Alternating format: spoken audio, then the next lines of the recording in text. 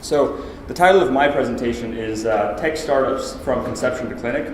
And I'm going to be using two case studies, the Osmosis and Smartphone Physical. But one thing that I found a lot of interest in, actually just 2 days ago, I was at the Philadelphia College of Osteopathic Medicine and gave a similar talk because there were a lot of medical students there who were interested in getting into business and entrepreneurship because they realized that the system clearly is fairly broken.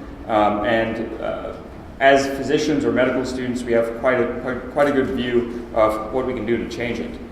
However, there is a dichotomy normally when you think about the characteristics of medical students versus the characteristics of entrepreneurs. And this isn't just medical students, this can be any clinical student, clinician.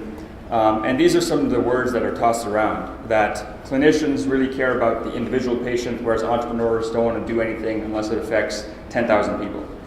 Medical students or clinicians tend to be risk-averse, people say, because it's a very set pathway, whereas entrepreneurs are clearly risk-seeking. Again, obedient, rebellious, patient, impatient. 2 years ago, there was a TED-Med talk where they said that during medical school, students get an imaginectomy, which was kind of controversial, but somewhat true because they drill things into you, and I know this from 2 years at Hopkins, whereas entrepreneurs have to be imaginative. But I don't believe in this. I actually see clinicians and medical students as entrepreneurs and having a lot of similar characteristics to them. I wrote an article for entrepreneur.com called Why Medical Schools Are Pumping Out Entrepreneurs. And while I don't believe they're pumping them out, that was an editorial change, one of two that I'm going to present today. I do think that there are similarities, and three ones I want to highlight are: one is sustained effort. I mean, clearly, if those of you who are clinicians, can you raise your hand who's a clinician? Right. You understand that 4 years of pre-med or just a bachelor's, a couple years of medical school, nursing school, etc., and then residency on top of that requires sustained effort, right? You don't flip a company in a day, you don't become a doctor in a day. The next is focus. So that goes hand in hand with sustained effort, but you really have to focus on a singular goal to become a clinician, similarly to create a successful startup. And the third is purpose. And most of the entrepreneurs I've met who keep at it, who are able to have sustained effort and focus, and also just have fun while they're doing it, have a genuine sense of purpose. Most of my medical student friends at Hopkins who are not happy with medical school have lost their sense of purpose. And you see a lot of this in the media where just I think last week, Medscape released stats showing that 50 or 60% of physicians say they wouldn't recommend medicine to future med students. So these are a couple of the companies that have been started by medical students. And there are many, many more that have been started by clinicians, obviously, fully practicing clinicians. The first three are also at Hopkins. So there's 4 companies in a row that have been started by Hopkins medical students.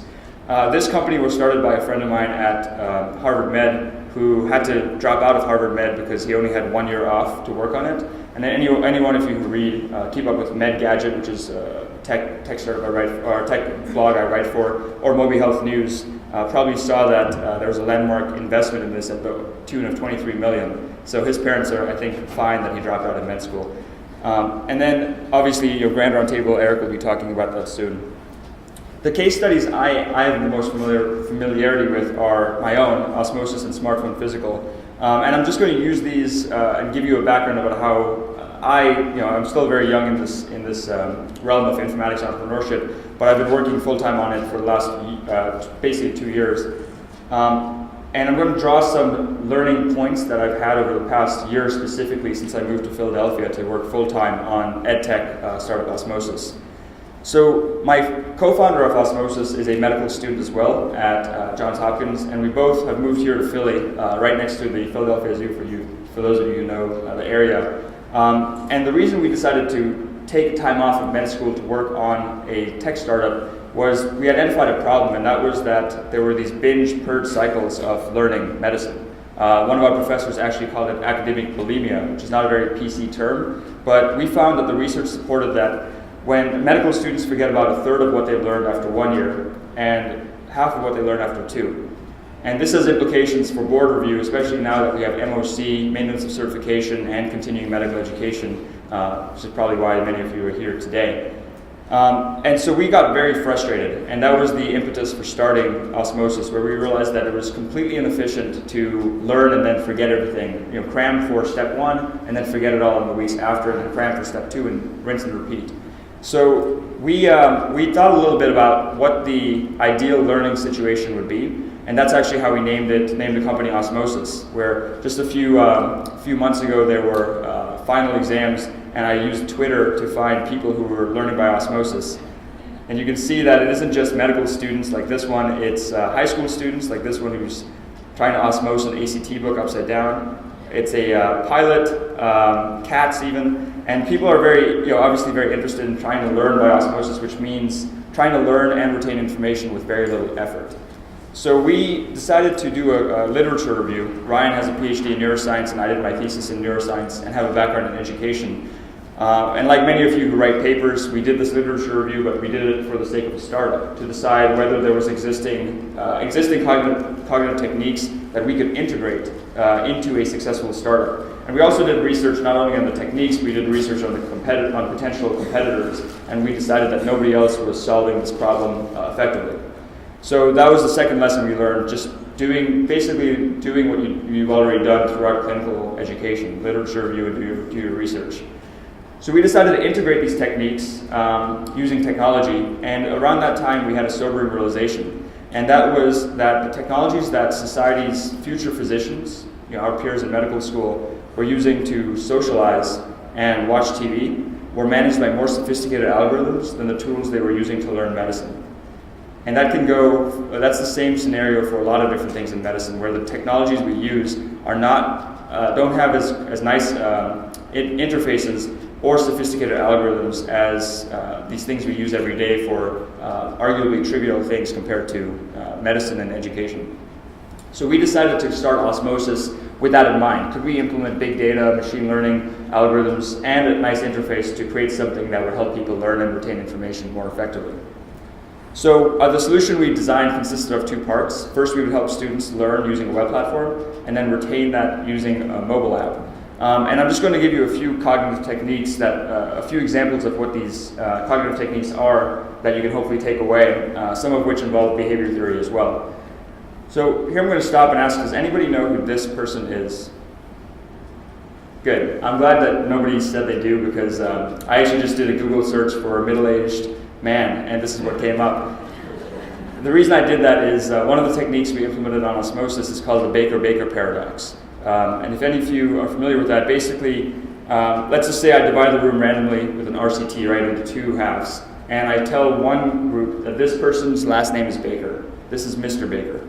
I tell the other group that this person is a baker. And now a few weeks later, I show you the same picture, and I ask you, what is the word associated with this face? And the people who were told this person is a baker would remember the word-face combination more often than the people who were told this person's last name is Baker. And that's confusing because it's the same word, a randomized group of people, same length of time, and the same picture. And the reason is of context. When you're told somebody is a baker, you start thinking about your favorite bakery, your favorite baked good. Maybe you imagine this man in a chef hat, and so you start forming anchors for that memory. We found that we could replicate this on Osmosis by automatically recommending context. So this is a famous painting from 1799. Who knows what this disease process is? Gout, great. It's funny, I've walked into many groups of practicing physicians, including one large organization that certifies physicians. I won't say which one because there's an NDA.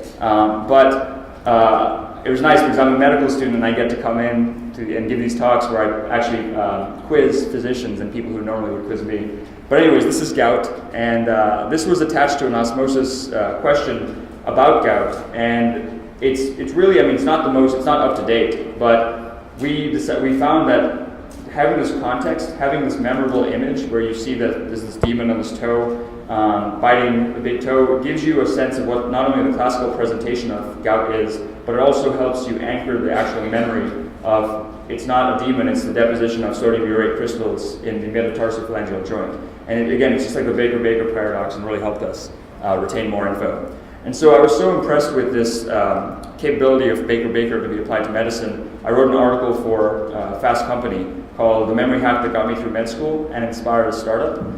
And they actually changed the title as well.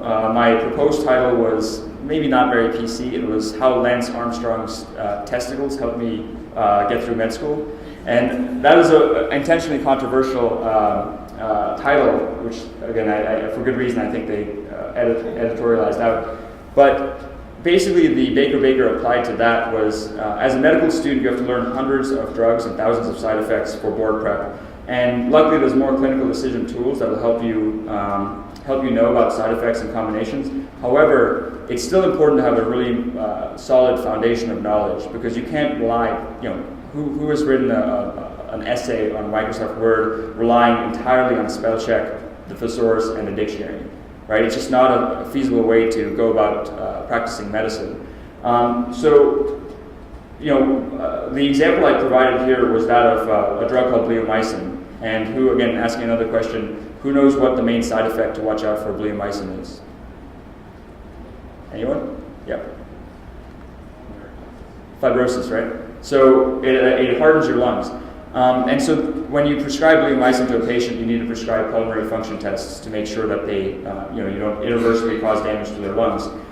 Again, one of hundreds of drugs, thousands of side effects that we have to learn. The example I gave in this and the example that showed up on osmosis was that of a famous celebrity who everyone knows, who in 1996 had testicular cancer, but declined the frontline therapy of bleomycin because he didn't want his cycling career to be jeopardized. So Lance Armstrong. And now when I think about bleomycin, I think about Lance Armstrong declining it and then go to pulmonary fibrosis.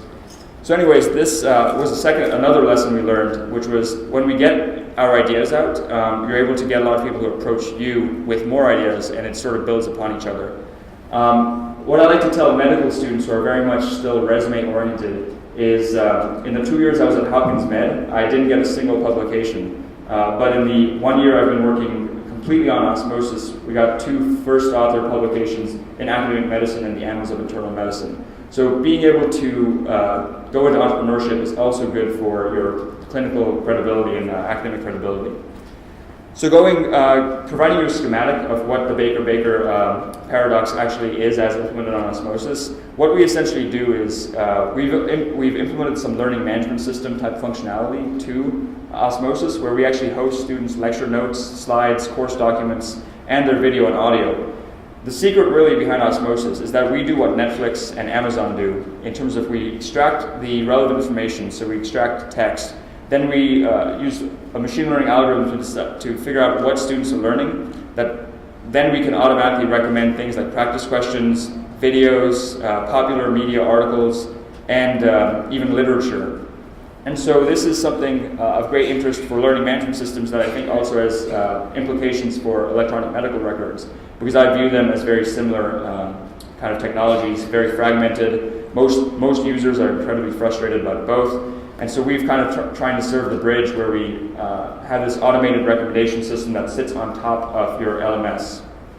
This is what it actually looks like. So just to reiterate really quickly, on the top left we have slides, bottom left we have videos, and on the right is how students interact with that material, where we automatically recommend, as I said, YouTube videos, notes, questions, etc.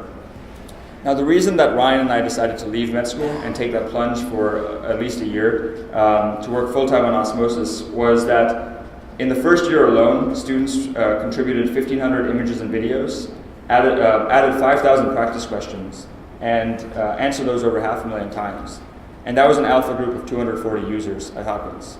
And right now we have 10,000 users, and we're pretty optimistic that when we get most of them on the web platform, they're using our app right now, when we get them on the web platform, we can crowdsource many, many more questions.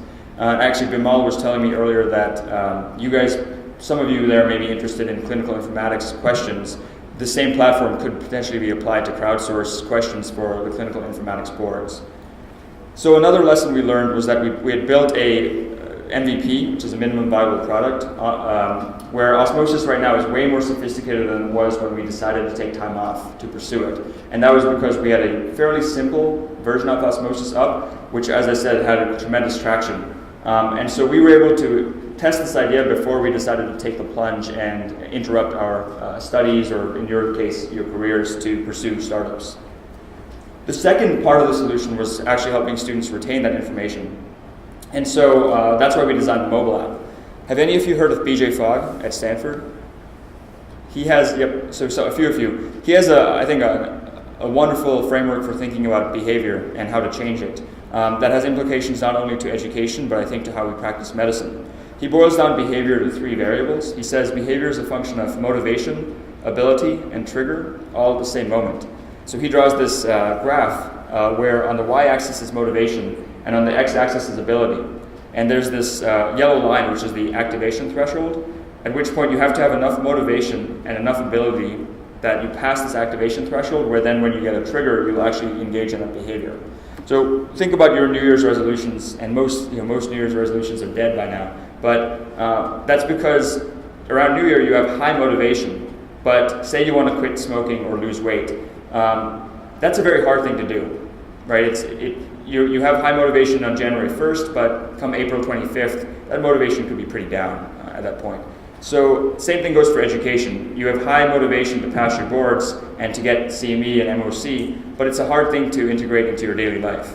What BJ Fogg says is don't focus on motivation, because motivation is so fickle. It can change day to day or hour by hour even. And even type A or type AA medical students, clinicians have low motivation at different points.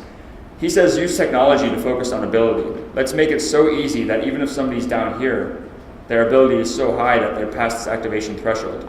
And then trigger them with something. So with osmosis, and I'll give you another example later with a clinical example, we take that in mind where we say, okay, students really want to pass the boards, the motivation changes, so let's design an app that will improve their ability to access that information whenever and wherever they go.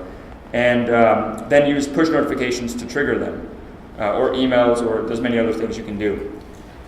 This is a second concept that we integrated into the app. It's called spaced repetition, and again, it has implications for how you do MOC and CME, where this is actually an old concept developed in the 1880s, where say you learn something at 100% on day 0, and the x-axis is how long since you've learned something, you have this exponential forgetting curve, which is projected here. But if you get a reminder a day after, your forgetting curve starts linearizing. And then a week after, a month after, 6 months after, and it keeps flattening out until you achieve the state of long-term retention. And that's important, again, because bleomycin, the pathophysiology of that is it will cause pulmonary fibrosis. It won't just stop causing fibrosis. There are other things like guidelines which may not make as much sense to memorize because those change so often. So you don't really want long-term retention. But there are, again, fundamental things, the corpus of knowledge as a clinician that you should know that you want long-term retention with.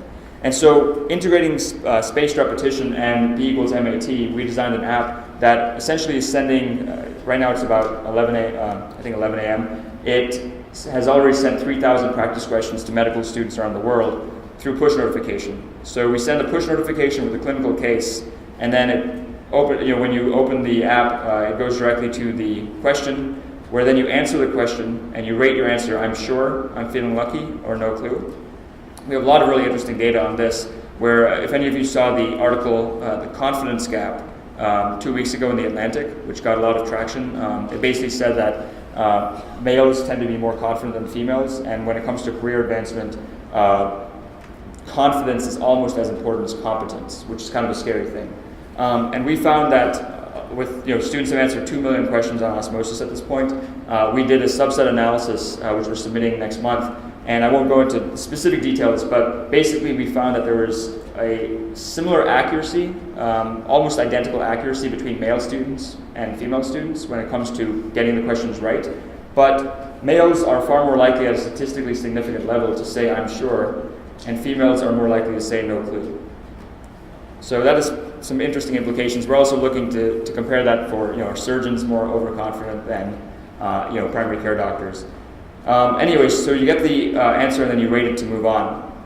Now the app took a little while to build. That's why we moved to Philadelphia actually, because we accepted a tech incubator position called Dream It Ventures, which is how I met Eric. But we had this MVP, again, going back to that lesson, where I wanted to test out whether medical students actually would answer questions on their phone if we sent it to them.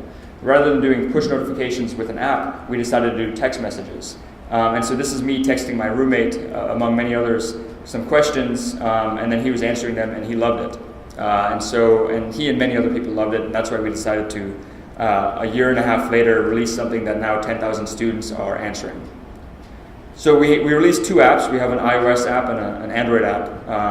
And we're initially started again at Hopkins, but within, since August, which is when we released the apps officially, we've picked up 8% of all medical students in the US, representing more than 500 institutions, including many in Australia and India and Canada. And we spent $350 in marketing. So it's something that medical students definitely needed. And again, that was the lesson that we learned, where we tested the market with the mobile, with the MVPs, and also just getting feedback before we decided again to take the plunge. So to summarize osmosis, before I move on to the next stuff and wrap up really quickly, what we've tried to do is bridge this gap between education and life, what you learn in med school and what you need to know for practice. In one direction, we help you retain more information, and in the other direction, we bring relevance to while you're learning, while you're in med school, we make it more relevant to your education. And we view osmosis as a catalyst. And that was the other lesson, to have a clear value proposition. So wrapping up really quickly, I'm just going to zoom through this because I think you guys would probably be more familiar with what's happening in mobile health and smartphone-based medicine, where you probably saw that last year Forbes called 2013 the year of digital health. And I think when we look back, it would be an inflection point in the digital health arena. Rock Health, which is something that you should all be aware of if you're interested in this space, releases these funding reports, and mid-year last year, 90 companies had already raised over $2 million each in 2013. And just this quarter, Q1 of 2014, that was smashed. The record has been smashed. And so the idea here was, got very excited about what was happening in digital health. So unlike osmosis, which came about through frustration, this startup came about through just getting excited and being informed. And as I mentioned, I'm an editor of a medtech blog called MedGadget, and a med student at Hopkins, and that's sort of my nerdy version of Bruce Wayne and Batman, where at night I was writing articles for MedGadget about mobile health and all the awesome tools that are being developed for smartphones. But by day I was learning how to do the physical exam as a medical student. And through those perspectives, I asked the question, could a complete physical exam be done with a smartphone? And that's how the smartphone physical was born. And there's a 90-second video, which I'll show you really quickly, that kind of summarizes what that is. Eyes wider. Your eyes may widen too if your next physical was partly done on your smartphone. Here you can see the arteries on the back of your eye, on your retina. What if you had an earache? Now I'm going to be looking in your other ear. High blood pressure? Now I'm going to hand this to you, and I'm going to let you push the button. Your own doctor may be the next to say, there's an app for that. There's a growing list of medical devices that attach to smartphones and sync with apps. It can capture images of the inner eye and eardrum, take readings, and track data to give doctors and patients health information. Most are for iPhones and essentially turn them into an ophthalmoscope, otoscope, stethoscope, ECG, and ultrasound. Shiv Gaglani, a med student and gadget expert, brought some tools together at the TED Med conference. Not all are FDA approved yet. I think we'll see over the next few years a proliferation of more of these devices in the exam room. Some devices, like a plug-in blood pressure cuff and digital scale, are meant for patients at home to monitor themselves daily, notice trends, and spot changes. What we're doing here is meant to improve the patient-doctor relationship and turn patients into their own good data collectors. Data and images can be emailed, perhaps reducing office visits, or helping doctors in underserved areas treat patients and consult specialists. These devices are very portable and very compact, and in many cases they actually give better images than our traditional tools. But physicians warn, don't base medical decisions on Dr. iPhone alone. See your real doctor too. Noel Waghorn, The Associated Press.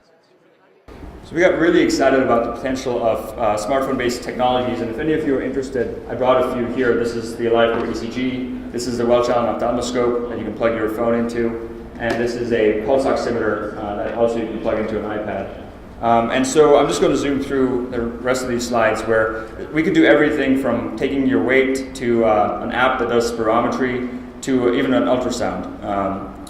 And so we found that all these devices had different use cases, ranging from at-home patient care to in the clinic provider acute care. And we decided that there were 4 reasons that these technologies had disruptive potential. We were thinking lower cost, broader access, big data, and free data. And through this, we started writing a lot about these technologies, and we realized where the gaps were. One of the gaps is front-end integration, which is something we're trying to bridge.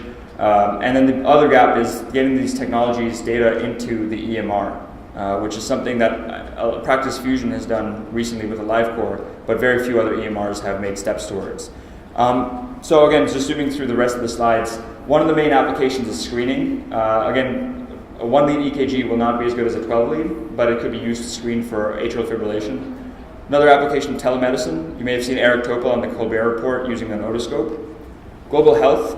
Again, these devices dissociate the data collection from the data interpretation, so it could be given to untrained field workers to collect data. Education, something I feel very strongly about. I think, so Eric Topol and I just wrote an article that's coming out in Academic Medicine next month about how these devices could be used for medical education. And then that was a connection between Osmosis too, because now we have a platform of 10,000 med students to get these devices to them at a much cheaper level. And then patient engagement, and this goes back to BJ Fogg's theory, where I really view B equals MAT as a fundamental equation for the adoption of these devices. And these devices, there's more and more coming out every day, including this is a smartphone-based PCR machine. This is a case that you can put on your smartphone to do endoscopy if you want those images on your phone. And anything else, some stuff that maybe some of you are developing. And so to summarize, the 11 lessons I learned from working on both of these companies were up here, and I'd be happy to speak with any of you too if you're interested in informatics, both as somebody who's done it to some extent, but also if you guys want coverage on MedGadget. I'm always looking for stories. So I'd like to acknowledge both my co-presenters, Dr. Liberti and Dr. Diltz, and we'll move on to the next slides. Which is Eric. So I'm going to introduce Eric. He's the founder and CEO of Grand Round Table, which is based here in Philly as well. And it's a clinical decision support startup that helps healthcare providers leverage millions of medical resources and past cases to diagnose medically complex patients more efficiently from within the EHR. After graduating from UPenn in 2006, he worked at the NIMH, which is the Mental Health Institute, as an intramural research fellow conducting neuroimaging research. And he later started med school at Jefferson in Philly, but left to pursue his true vision for healthcare innovation. GRT is a dream and health company backed by Penn Health, Independence Blue Cross, and Ben Franklin Technology Partners. So with that, thank you, Eric.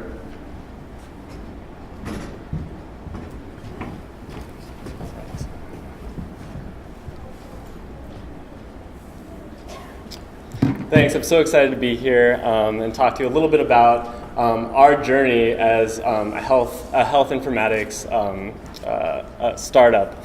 And basically, we're doing some exciting things. I'm going to tell you a little bit about what we're doing, but I really want to talk with you about kind of the journey and what we've learned along the way in building the company that we're building. So as Shiv mentioned, I'm a former medical student, and one thing that I noticed in medical school is you're learning a lot of content. There's a lot of memorization that's going on, and that works great in clinical practice for dealing with more simple types of cases. So here's a 35-year-old male who injured his leg skiing.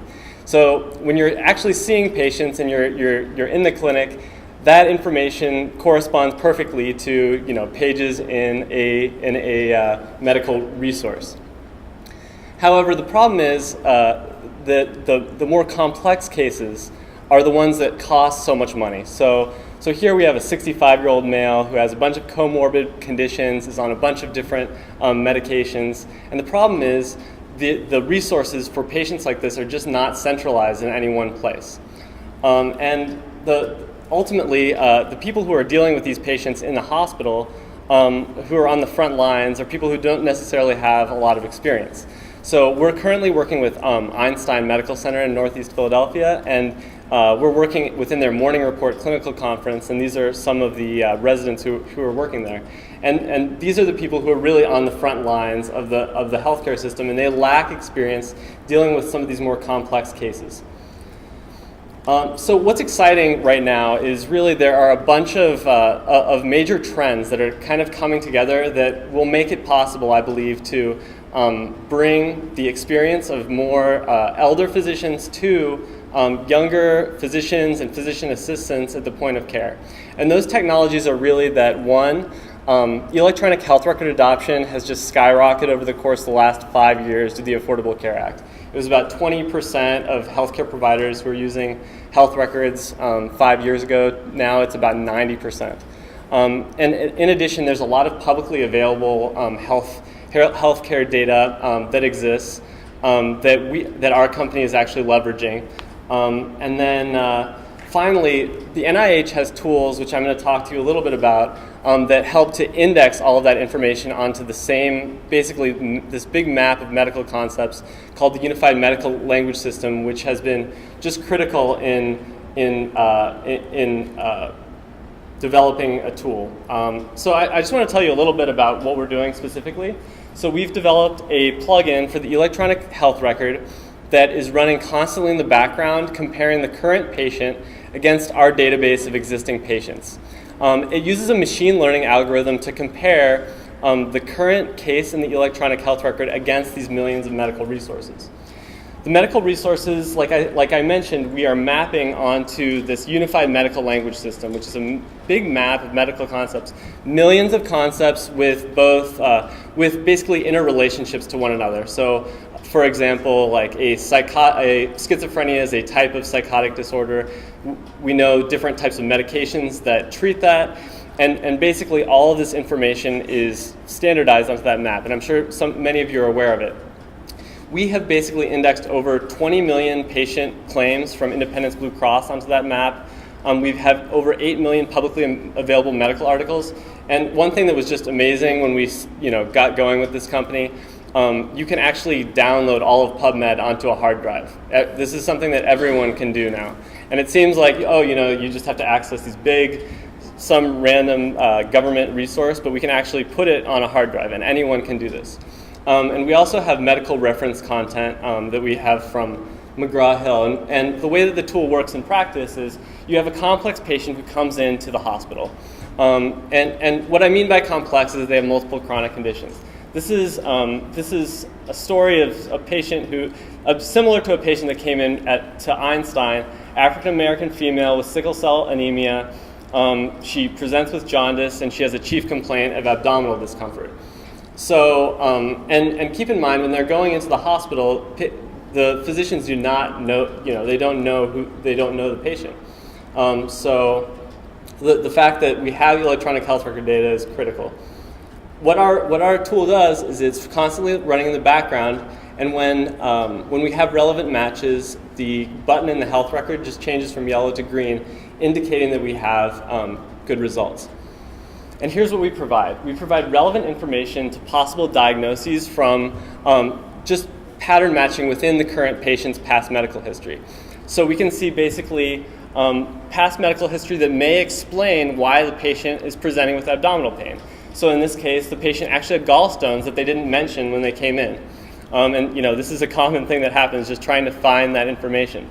So we link back to the health record and also to similar to why gallstones cause abdominal pain.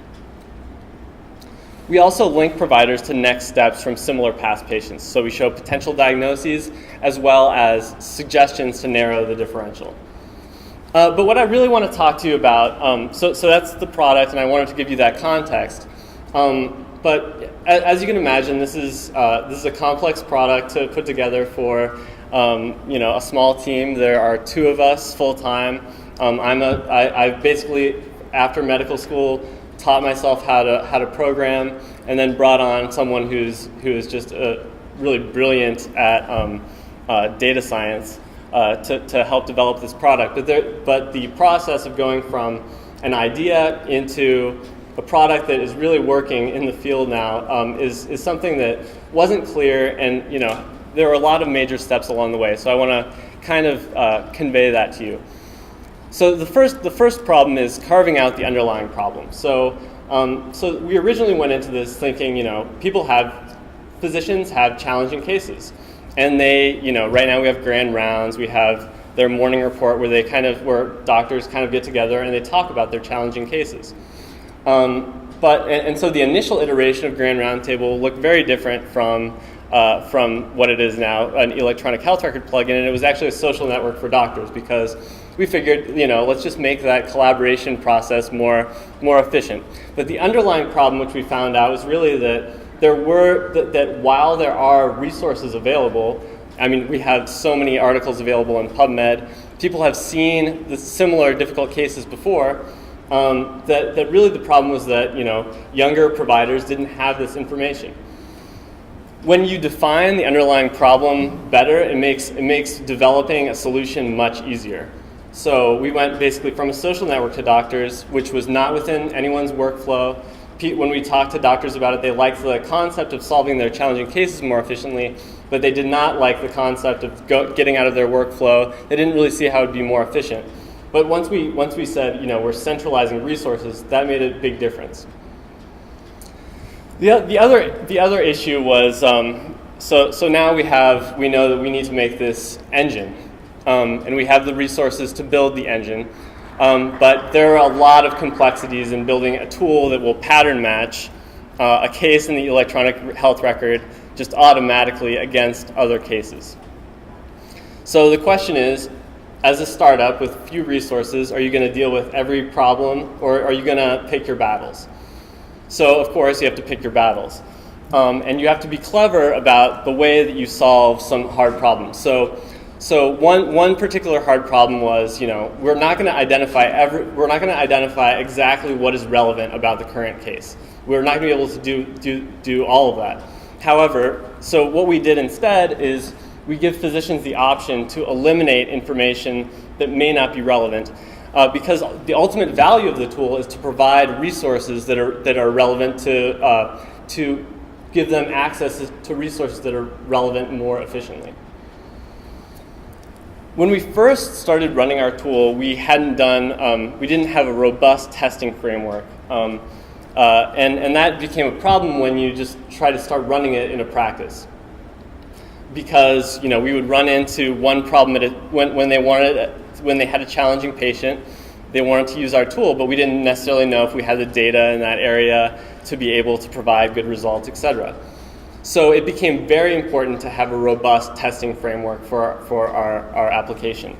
And one thing that's really important to remember about informatics is that we have tons of past data now. So we have used that to our advantage. This is called a confusion matrix, and many of you might be familiar with it. But basically, these are acute abdomen diagnoses, and what we're comparing is our ability to accurately classify clinical vignettes with the correct diagnosis. The predicted label is what our engine ultimately categorizes the clinical vignette or abstract with. And you can see what you should have is perfect red diagonally across, indicating that they're perfect, that the true labels and the predicted labels are perfect. You can see that, and we're actually performing at about 70% accuracy, depending on the clinical problem that we're looking at.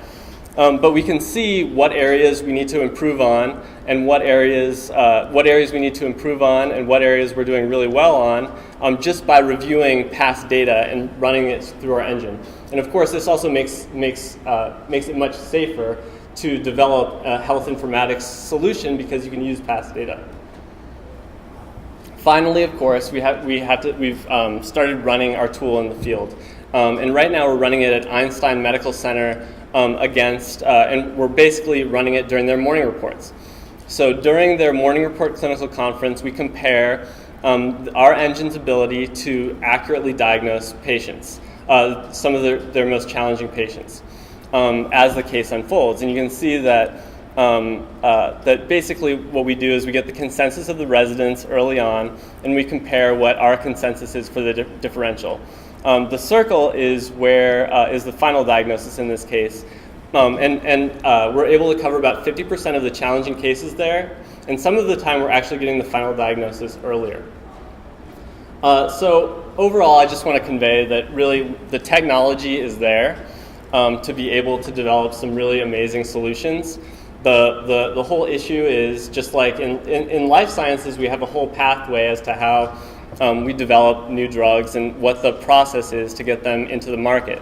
What's been difficult and what we've learned a lot as entrepreneurs is what the process is to develop, to use some amazing tools from the NIH, high performance computing capabilities that are accessible to everyone through Amazon Web Services, to really build these amazing solutions. But the process is the difficult part. But we're excited in the coming few months to start piloting our electronic health record tool in the field. So if anyone is interested in learning more, please contact me. Thank you.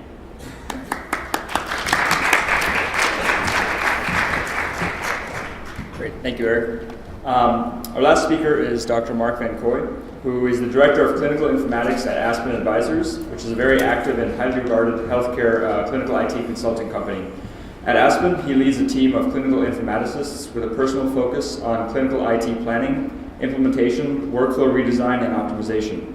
He also provides CMIO role development and mentoring, and clinical IT governance planning and implementation services. His background, he served as program director at the Family Practice Residency at Virtua Memorial Hospital, after which he led the Six Sigma Performance Improvement Team at Virtua.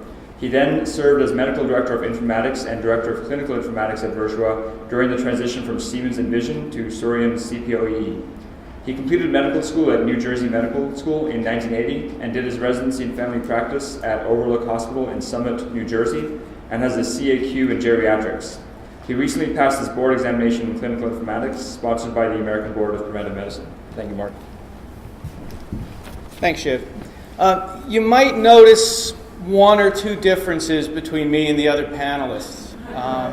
One, I'll tell you, when Shiv was doing that search for a middle-aged gentleman, I offered my picture, and he looked at me and said, "I don't think it any longer applies."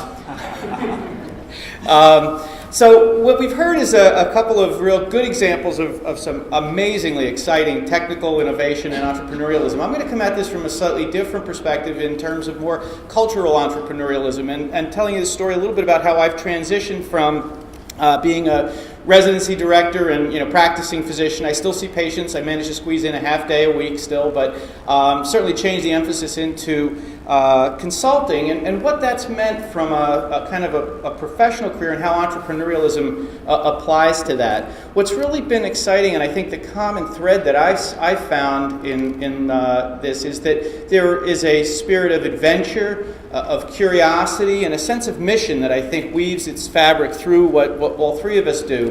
And that certainly is something that I've found an outlet for in the work that I've been doing. I work for Aspen Advisors. It's a pretty cool company. They've got 7 years in business, founded by some very experienced consultants who are working for the big companies, and we're interested in kind of being a more intimate relationship with their clients and with each other. And it's got kind of a small company feel, about 120 of us, and some really exciting work we do, real focused on IT services and getting value out. We see, the first thing I'll tell you about this transition from a more conventional career into consulting is the breadth of exposure that I've been able to get and the value that I think I've gained in having seen, this is just a small segment of our client pool, and to be able to walk into these environments, learn how they do what they do, extract from that, this continuous learning and knowledge, and then apply that to subsequent clients and engagements is really exciting. The entrepreneurial piece of this is really the challenge and the rigor of having to find services that respond to the challenge actually that Dr. Glazer talked about this morning. The fact that the C-suite facing our current challenges really, in many cases, they don't know how to use the tools and how to use the techniques to move forward to where we really need to be as a healthcare system and environment, and how to work with them to find services that are both needed and consumable. So very briefly, what we're going to talk about a little bit is my transition to consulting and what that means as from a career perspective, a little bit of what does it mean to be a physician informatics consultant, a little bit on my background that kind of set me up for this, and then some lessons learned. No misunderstanding about how consultants are viewed in the world, and we wear a lot of Kevlar, that's okay. We know that in the background we're doing a good thing and we're fighting a good fight.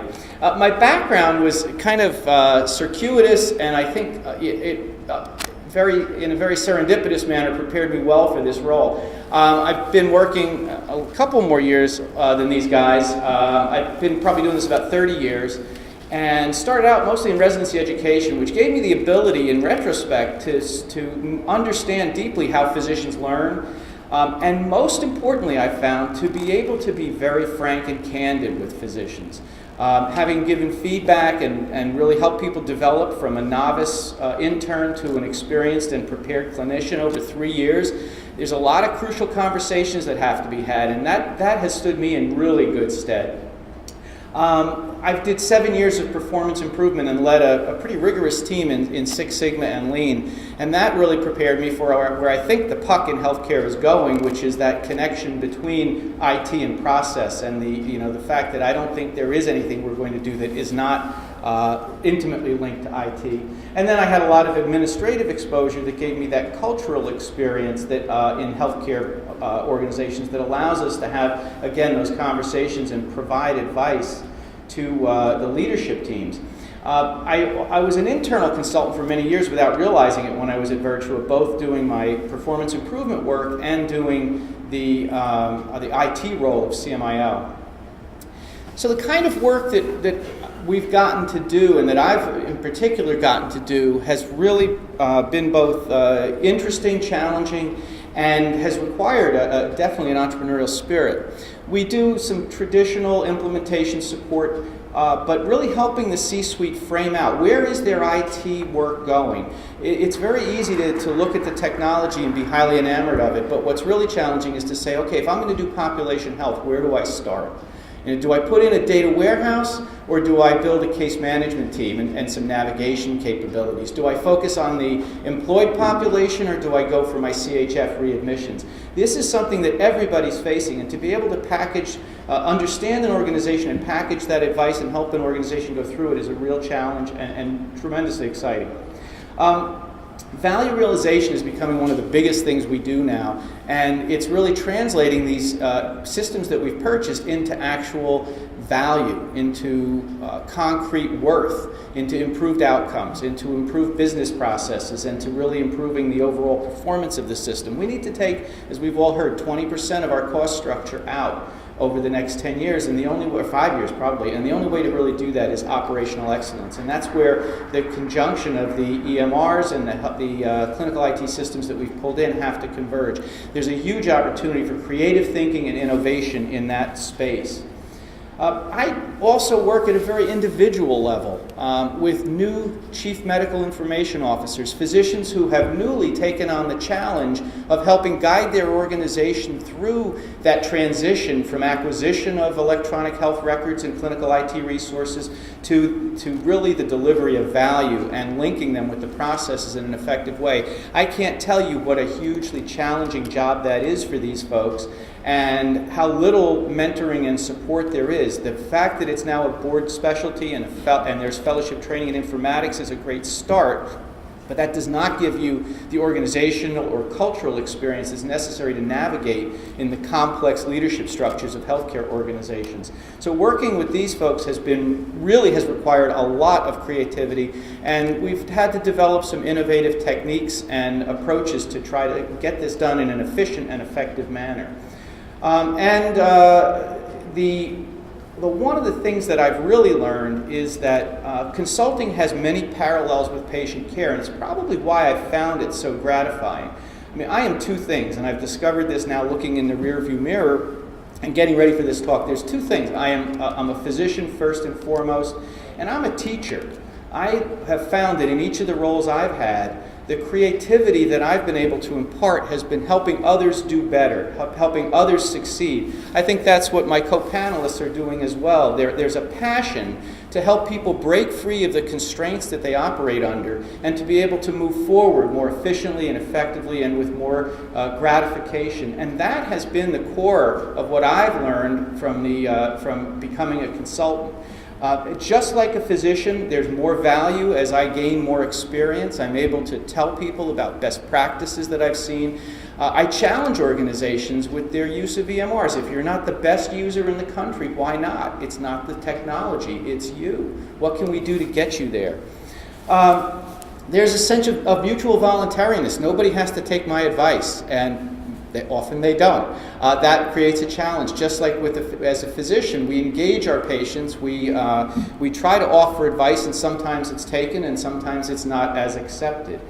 And there are similar patterns of diagnosis and intervention. I interview a patient. I interview healthcare systems. I measure and observe and evaluate the patient by physical exam and labs, and I do analysis of the clients that I work with. And then in both cases, we make recommendations that sometimes are followed and sometimes are not.